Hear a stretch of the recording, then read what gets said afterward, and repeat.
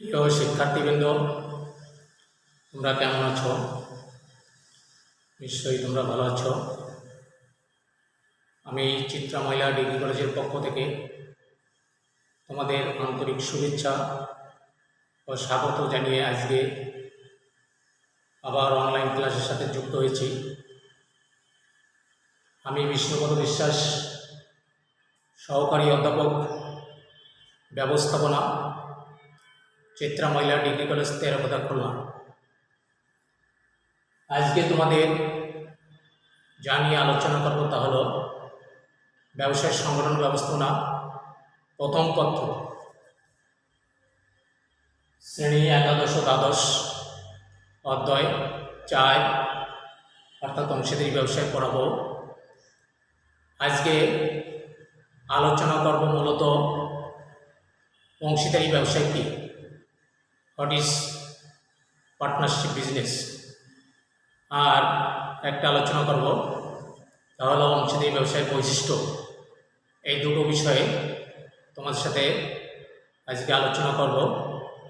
তা তোমরা সবাই মনোযোগ সহকারে শোনো। চুক্তি অংশীদারি ব্যবসায় কি? প্রথমে অংশীদারি ব্যবসায় কি? চুক্তিবদ্ধ সম্পর্কের ভিত্তিতে কোনো ব্যক্তি কর্তৃক, একাধিক ব্যক্তি কর্তৃক যখন কোনো ব্যবসা প্রতিষ্ঠান গঠন করা হয়, পরিচালনা করা হয়, তখন তাকে অংশীদারি ব্যবসায় বলে। অর্থাৎ বলা হয়েছে এক মালিকানা ব্যবসার যে অসুবিধা, সেই অসুবিধা দূর করার উদ্দেশ্যেই মূলত এই অংশীদারি ব্যবসার উদ্ভব হয়েছে। অর্থাৎ যৌথ সামর্থ্য একত্রিত করে তুলনামূলকভাবে বৃহত্তর ব্যবসা প্রতিষ্ঠান গঠন করাই এর মূল লক্ষ্য বা উদ্দেশ্য। বাংলাদেশে বহাল 1932 সালে অংশীদারি আইনের 4 ধারায় বলা হয়েছে, সকলের দ্বারা অথবা সকলের পক্ষ হইতে একজনের দ্বারা পরিচালিত ব্যবসার মুনাফা নিজেদের মধ্যে বন্টনের নিমিত্তে চুক্তিবদ্ধ সম্পর্কের ভিত্তিতে যে ব্যবসা প্রতিষ্ঠান গঠন করা হয় বা পরিচালনা করা হয় তাকে অংশীদারি ব্যবসায় বলে। আইন অনুযায়ী অংশীদারি ব্যবসায়ের সাধারণ ব্যবসায়ের ক্ষেত্রে সর্বোচ্চ সদস্য সংখ্যা 10 জন এবং ব্যাংকিং ব্যবসার ক্ষেত্রে সদস্য সংখ্যা সাধারণ ব্যবসার ক্ষেত্রে সর্বোচ্চ সদস্য সংখ্যা 20 জন এবং ব্যাংকিং ব্যবসার ক্ষেত্রে সদস্য সংখ্যা 10 জন থাকতে পারে, তাই না? অর্থাৎ এখানে বলা হয়েছে যে সাধারণ যে অংশীদারি ব্যবসা আছে, সাধারণ ব্যবসার ক্ষেত্রে এখানে অংশীদার থাকতে পারবে কতজন? সর্বোচ্চ 20 জন। আর ব্যাংকিং ব্যবসার ক্ষেত্রে সদস্য সংখ্যা থাকতে পারবে সর্বোচ্চ 10 জন। অংশীদারি ব্যবসার মূল ভিত্তি কি? চুক্তি। চুক্তি ছাড়া কিন্তু অংশীদারি ব্যবসায় গঠনও করা যায় না, পরিচালনাও করা যায় না। অংশীদারি ব্যবসায় যে সমস্ত অংশীদার থাকে, এই সমস্ত অংশীদারদের মধ্যে অন্য সম্পর্ক থাকতে পারে, কিন্তু এর গুরুত্ব খুবই কম। অংশীদারি আইনের 5 ধারায় বলা হয়েছে, অংশীদারি সম্পর্ক চুক্তি হতে জন্মলাভ করে, কোনো সামাজিক বা উত্তরাধিকারী সূত্রে নয়। অর্থাৎ বলা হয়েছে বাংলাদেশে বল 1932 সালের যে অংশীদারি আইন আছে, সেই আইন অনুযায়ী অংশীদারি ব্যবসা কী করা হয়? গঠন করা হয়, পরিচালনা করা হয় বা নিয়ন্ত্রণ করা হয়ে থাকে। তাহলে তোমাদের সাথে আমি কি পড়ালাম? প্রথমে যে অংশীদারি ব্যবসায় কি, তাই না? What is partnership business, what is partnership business. তোমরা সবাই মনোযোগ সহকারে শুনেছ, তাই না? তাহলে এইখানে আমি আর একটা জিনিস পড়াবো প্রথম, তারপরে সেটা হচ্ছে অংশীদারি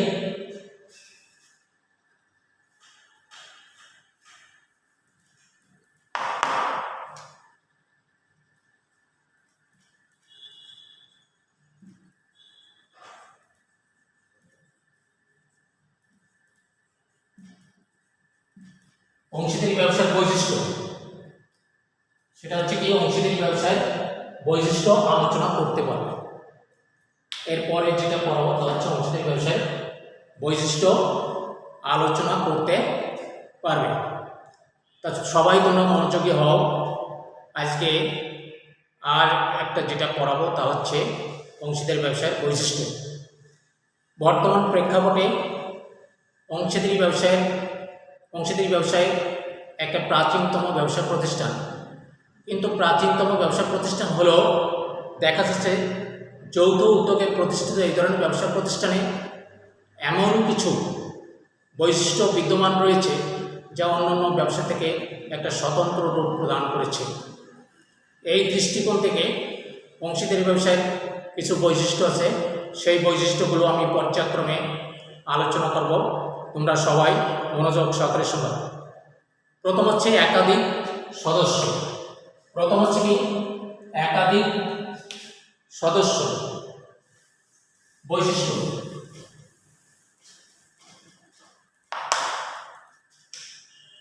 আমি কি বলছি ক নম্বরে যে বৈশিষ্ট্য,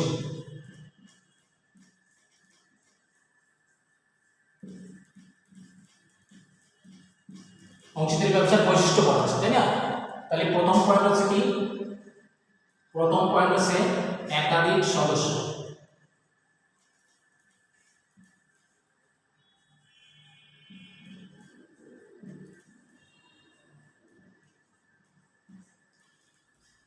অর্থাৎ বলা হয়েছে যে অংশীদারি ব্যবসায় কমপক্ষে এখানে সদস্য সংখ্যা অবশ্যই 2 জন থাকতে হবে, এবং সাধারণ ব্যবসার ক্ষেত্রে সদস্য সংখ্যা 20 জন, এবং ব্যাংকিং ব্যবসার ক্ষেত্রে সদস্য সংখ্যা 10 জন থাকতে হবে।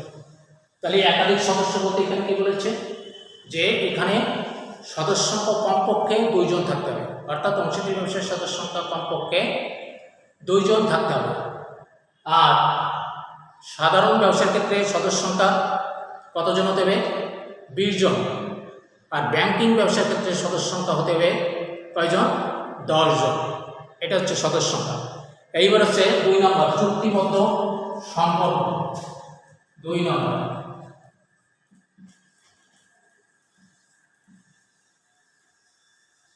চুক্তিবদ্ধ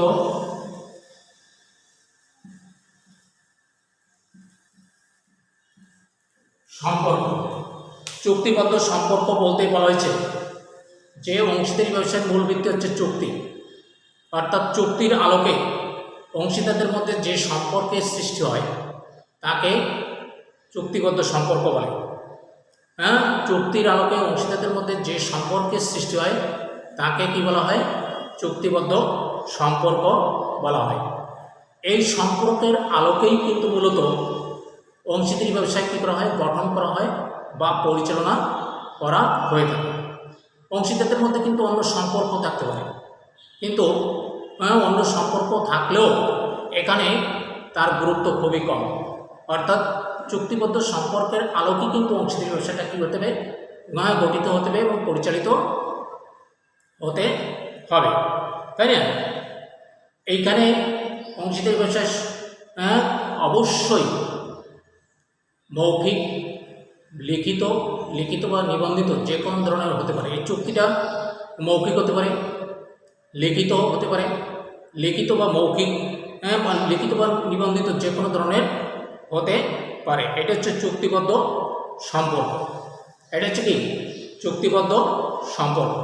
এইবার হচ্ছে 3 নম্বর মূলধন সরবরাহ। 3 নম্বর হচ্ছে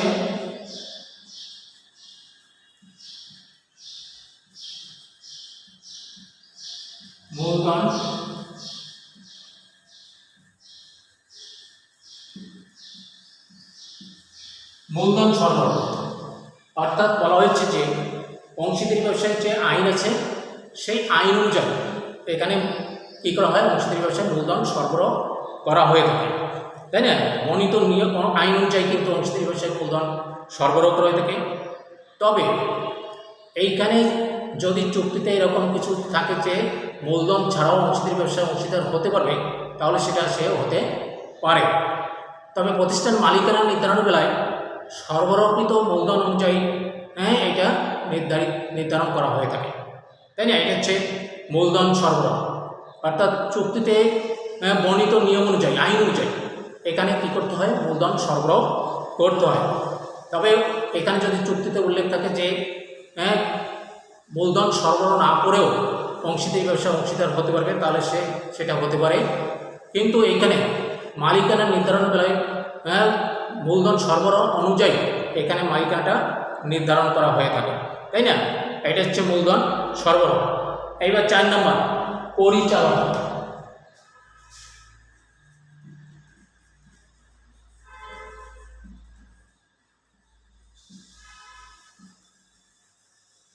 পরিচালনা দেখো সবাই, পরিচালনাটা কি? অর্থাৎ অংশীদারি ব্যবসায় যে সমস্ত অংশীদার থাকে, এই অংশীদার সকলে কিন্তু অংশীদারি ব্যবসাটা পরিচালনা করতে পারে। আবার সকলের পক্ষ হইতে একজনও অংশীদারি ব্যবসায় কী করতে পারে? পরিচালনা করতে পারে। তবে এখানে বলা প্রয়োজন, যে সমস্ত অংশীদারদের দায় দায়িত্ব অসীম তারাই কিন্তু অংশীদারি ব্যবসায় পরিচালনা করতে পারে। কিন্তু যে সমস্ত অংশীদারদের দায় দায়িত্ব সীমিত বা সীমাবদ্ধ তারা কিন্তু অংশীদারি ব্যবসায় পরিচালনা করতে পারে না। আমি কি বলছি? যে সমস্ত অংশীদারদের দায় দায়িত্ব অসীম, তারাই কিন্তু অংশীদারি ব্যবসাটা পরিচালনা করতে পারে।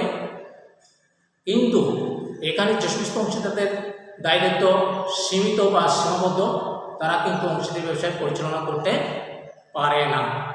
এটা হচ্ছে পরিচালনা। এইবার 5 নম্বরে হচ্ছে লাভ ক্ষতি বন্টন। 5 নম্বর হচ্ছে কি? লাভ ক্ষতি বন্টন। 5 নম্বর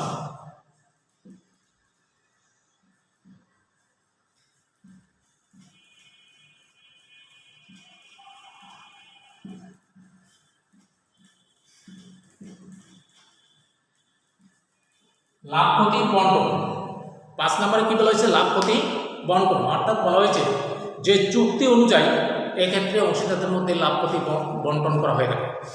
অর্থাৎ চুক্তিতে যেভাবে থাকে সেইভাবেই লাভ ক্ষতিটা বন্টন করা হয়ে থাকে।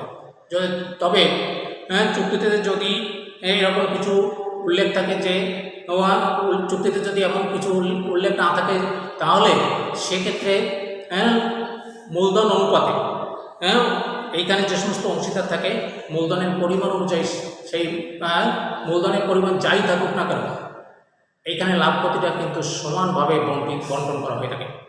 আমি আবার বলি, লাভ ক্ষতি কীভাবে বন্টন করা হয়ে থাকে? অর্থাৎ চুক্তি অনুযায়ী এখানে লাভ ক্ষতি কিন্তু বন্টন করা হয়। অর্থাৎ চুক্তিতে যেভাবে উল্লেখ থাকে সেইভাবেই অংশীদারি ব্যবসা অংশীদারদের মধ্যে লাভ ক্ষতি বন্টন করা হয়ে থাকে।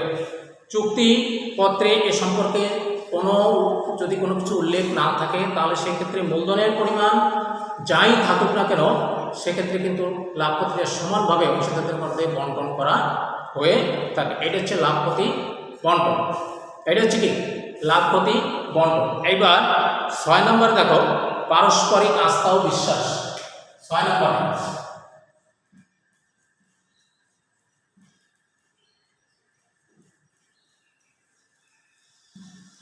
পারস্পরিক আস্থা ও বিশ্বাস। আমি কি বলছি? পারস্পরিক আস্থা ও বিশ্বাস। পারস্পরিক আস্থা ও বিশ্বাস বলতে বলা হয়েছে যে এইখানে যে সমস্ত অংশীদার থাকে, এই অংশীদারদের মধ্যে পারস্পরিক আস্থা ও বিশ্বাসের সম্পর্ক স্থাপিত হয়। তদ্রূপভাবে ব্যবসায় সফলতা যদি অর্জন করতে হয়, তাহলে সেক্ষেত্রে এইখানে আস্থা ও বিশ্বাস অবশ্যই থাকতে হবে। তা না হলে কিন্তু ব্যবসায় সফলতা অর্জন করা কখনোই সম্ভব হয় না। তাহলে আইন অনুযায়ী এইখানে অংশীদারদের মধ্যে পারস্পরিক সম্পর্ক, সৎবিশ্বাস সম্পর্ক স্থাপন করতে হবে। তা না হলে প্রতিষ্ঠান কখনো সফলতা অর্জন করা প্রতিষ্ঠানের পক্ষে সম্ভব হয় না। এটা হচ্ছে পারস্পরিক আস্থা ও বিশ্বাস। অর্থাৎ এইখানে যে সমস্ত অংশীদার থাকবে, এই অংশীদারদের মধ্যে অবশ্যই কিন্তু পারস্পরিক আস্থা এবং বিশ্বাস থাকতে হবে। আস্থা এবং বিশ্বাস যদি না থাকে তাহলে ব্যবসায় কখনো সফলতা অর্জন করতে পারবে না। এবং আইন অনুযায়ী এই অংশীদারদের মধ্যে পারস্পরিক আস্থা বিশ্বাসের সম্পর্ক স্থাপন করতে হবে, তাহলে প্রতিষ্ঠান সফলতা অর্জন করতে পারবে। এইবার হচ্ছে পারস্পরিক প্রতিনিধিত্ব। পারস্পরিক 7 নম্বরে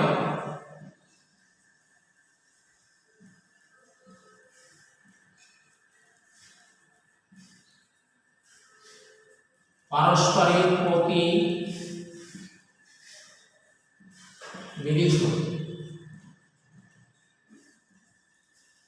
পারস্পরিক প্রতিনিধিত্ব বলতে কি বলা হয়েছে, অর্থাৎ এইখানে বলা হয়েছে আইন অনুযায়ী এই ব্যবসা অংশীদারদের মধ্যে পারস্পরিক প্রতিনিধিত্বের সম্পর্ক স্থাপিত হয়।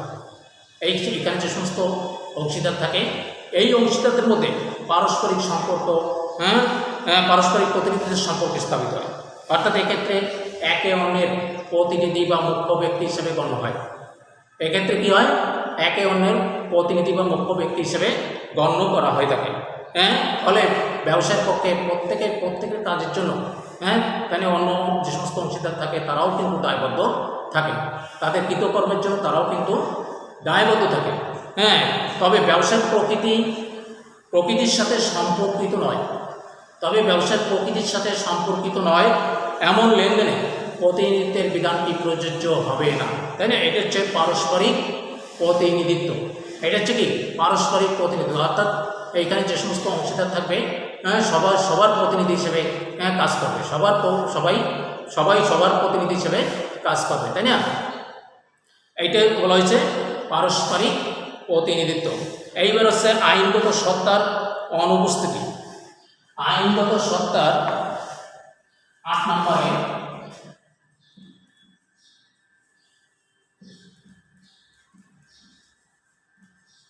আইনগত সত্তার অনুপস্থিতি।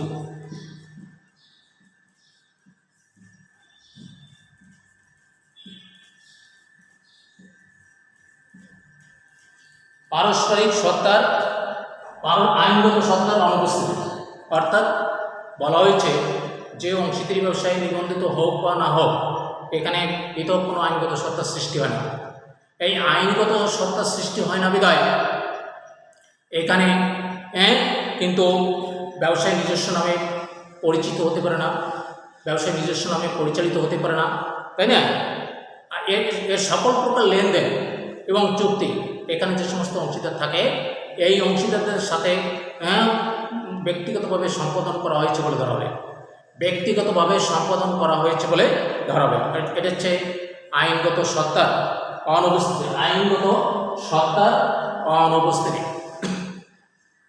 তাহলে আইনগত সত্তার অনুপস্থিতি বলতে কি বলা হয়েছে, যে অংশীদারি ব্যবসাটা নিবন্ধিত হোক বা না হোক এখানে পৃথক কোনো আইনগত সত্তার সৃষ্টি হয় না। এই পৃথক কোনো আইনগত সত্তার সৃষ্টি হয় না বিধায় এখানে নিজস্ব নামে অংশীদারি ব্যবসাটা পরিচালিত হতে পারে না, নিজস্ব নামে পরিচিত হতে পারে না। এখানে যে সমস্ত লেনদেন বা চুক্তি করা হয় সমস্ত প্রকার লেনদেন বা চুক্তি অংশীদারদের সাথে ব্যক্তিগতভাবে সম্পাদন করা হয়েছে বলে ধরা হয়, তাই না?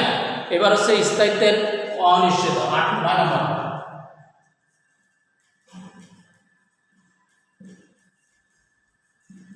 স্থায়িত্বের অনিশ্চয়তা।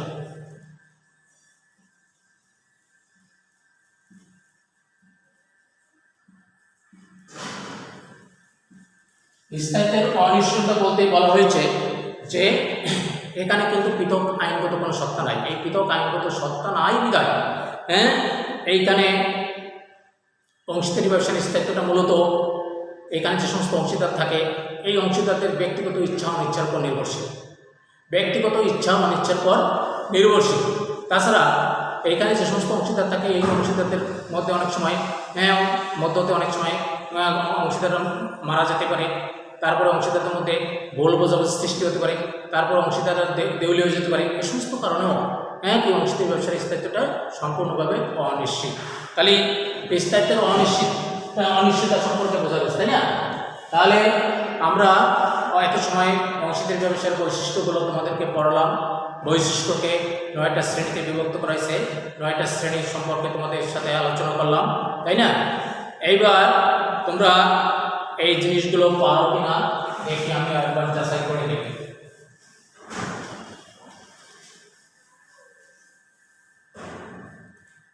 প্রথমে তোমাদের কি পড়াইছিল?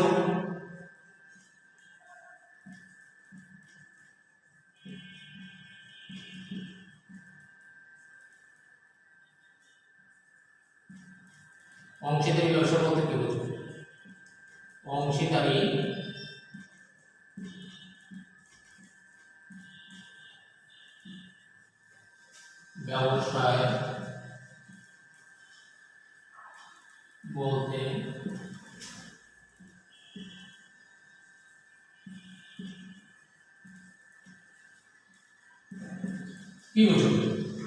অংশীদারি ব্যবসায় বলতে কি বুঝো? অংশীদারি ব্যবসায় বলতে কি বুঝো? তোমরা সবাই, তোমাদের সাথে আলোচনা করছি, তোমরা নিশ্চয়ই সবাই পারবা, তাই না? যে অংশীদারি ব্যবসা বলতে কি বুঝো? অর্থাৎ বলা হয়েছে চুক্তিবদ্ধ সম্পর্কের ভিত্তিতে একাধিক ব্যক্তি কর্তৃক গঠিত পরিচালিত ব্যবসায়কে কি বলা হয়? অংশীদারি ব্যবসায় বলা হয়। এটা বলছি, তাই না? তোমরা সবাই পারবা, কি সবাই পারবে না? পারবে, তাই না? তারপরে খতে পড়াইছি তোমাদের কি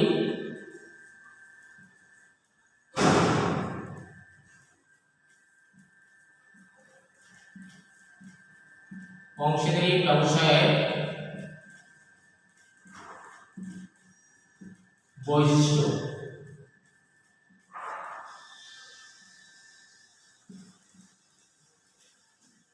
আলোচনা করব।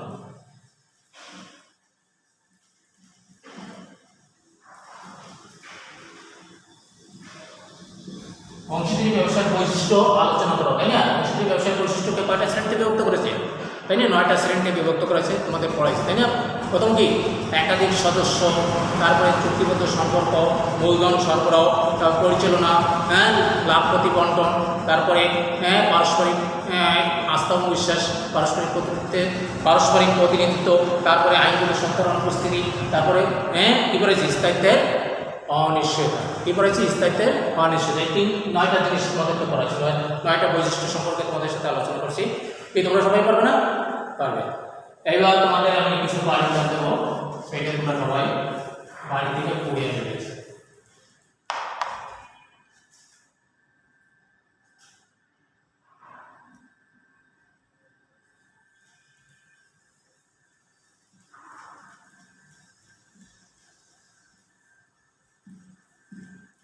বাড়ির কাজ প্রথমে দেব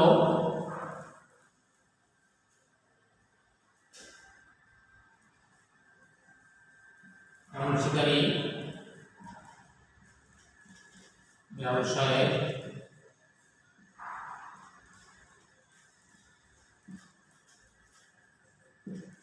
দায়িত্ব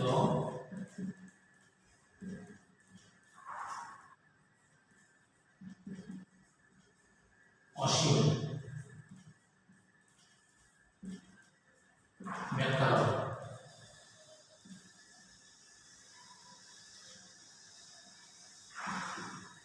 এটা তোমাদের বলছে, তাই না? আর একটা দেব হওয়ার পরে অংশীদারি ব্যবসার সুবিধা সমূহ আলোচনা করো। অংশীদারি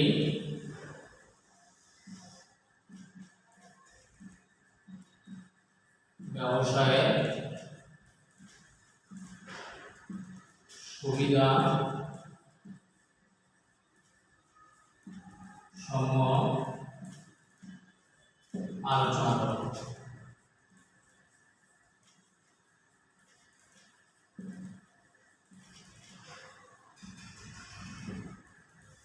তাহলে বাড়ির কাজগুলো দাও, তাই না? প্রথম হচ্ছে কি? অংশীদারি ব্যবসায় দায়িত্ব অসীম ব্যাখ্যা করো। তারপর হচ্ছে অংশীদারি ব্যবসায় সুবিধা সমূহ আলোচনা করো। অংশীদারি ব্যবসায় সুবিধা সমূহ আলোচনা করো, তাই না? এই দুটো জিনিস বাড়ি থেকে পড়ে যাবে। এছাড়াও তোমাদের সাথে যতগুলো এ পর্যন্ত অনলাইন ক্লাস করেছি সমস্তগুলো দেখবে, বাড়িতে বেশি বেশি লেখাপড়া করবে, তাই না? তা আমি আজকে এই পর্যন্তই আলোচনা করলাম তোমাদের সাথে। আমি ক্লাস থেকে বিদায় নিচ্ছি। সবাইকে ধন্যবাদ।